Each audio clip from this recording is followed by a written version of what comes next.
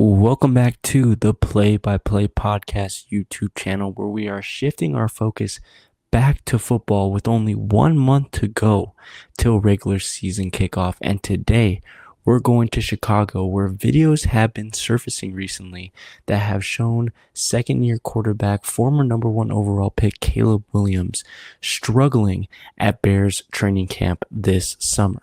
So this was the video posted by somebody who was at the Bears training camp, and it's a simple scrimmage play from the line of scrimmage, play action pass from Caleb Williams, and the pressure gets there quick, and that is awful. That is one of the most awful decisions that I've ever seen a quarterback make in a very, very long time. Like, what did he even expect here? Like, he rolls out, like, just throw it to the sideline. His receivers don't even know where the ball is at that moment.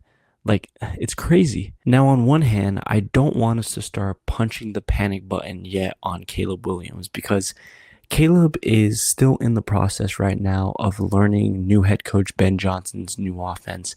And we do have to admit that no matter how talented you are as a player, learning a new offense does take time, and there are growing pains that go throughout that take time to kind of iron out, right? There's all these bumps in the road that you have to get through when learning a brand new offense. But on the other hand, these are issues that Caleb was struggling with during his rookie campaign last year. So first off, let me just say that it is not a good thing at all that the amount of pressure that is getting to Caleb is getting there. The Bears spent an absolute fortune this offseason with the main focus of improving their offensive line so that Caleb Williams does not get sacked 68 times again.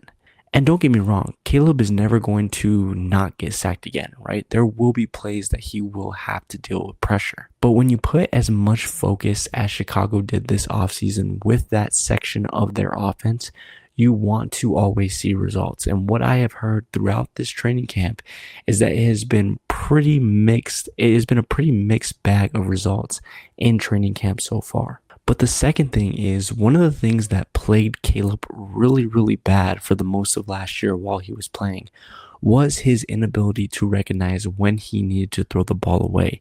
He always tried his hardest to extend the play as long as he could, and it got him into big time trouble and led to a lot of the sacks that he had, especially middle to later on within the season. This clip right here that we're seeing is a big time step back now, because he is throwing it away. He was able to get to the outside to be able to avoid pressure, but he's throwing it away into a big crowd of defenders. That's never going to end well. It is going to cause a lot of unnecessary turnovers for the Bears for really, really no reason. Here is the second clip that is going around with Caleb, where you can see he's on the throwing net and he's having some real problems being able to hit those. I mean, these aren't even close to the hole, and the third one especially doesn't even hit the dang net, and he just walks off in frustration. Now, let me make this clear. I'm not making this video to just completely hate on Caleb Williams. There has been a lot of pressure on this man to be able to perform well, and I do, as an analyst, want to see him do good. But this is the guy that everyone was saying is supposed to be the next Patrick Mahomes, the next generational talent at quarterback. And yes, I understand that we throw that term very loosely around to almost every single quarterback class that comes in.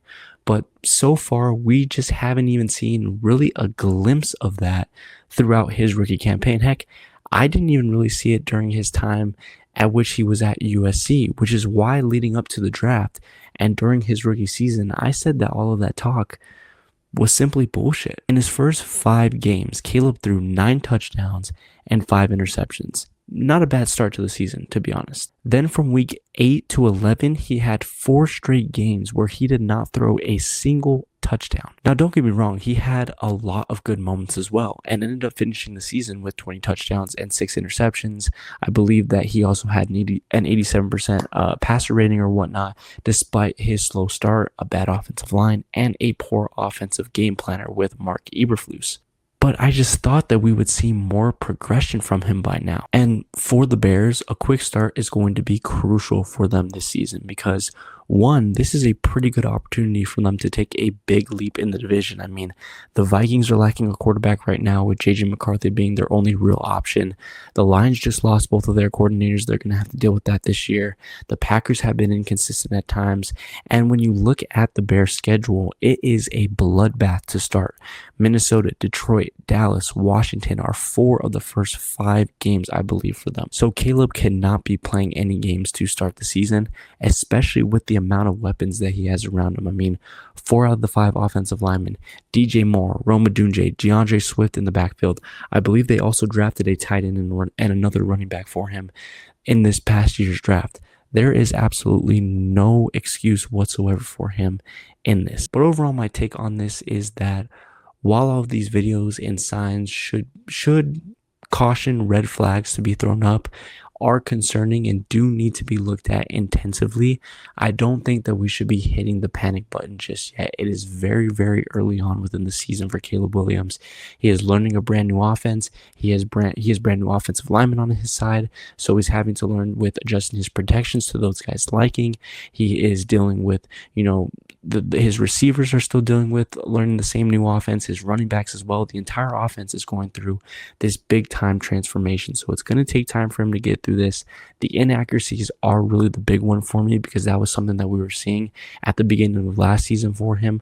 But I wish the guy all the best, and I still think that despite him not being a generational talent type quarterback, he still can be a functional starting quarterback he can still be a functional starting quarterback in today's game. So let me know what you guys think about all this down below in the comment section. Do you think that we should start hitting the panic button on Caleb Williams, or do you think that this is just a phase that comes with him learning a brand new offense? Leave all those down below, as well as subscribing, leaving a like, and sharing with your friends, as well as following us on all social medias, that being TikTok, Instagram, and Twitter. All of those ads are down below, or on all those social medias. You will get to see my latest reactions to breaking news within the NBA, the NFL, and combat sports, as well as never get to miss for whenever the podcast decides to upload an episode. And without further ado, guys, that's all that I have for you guys today. I will see you guys on the next one. Peace.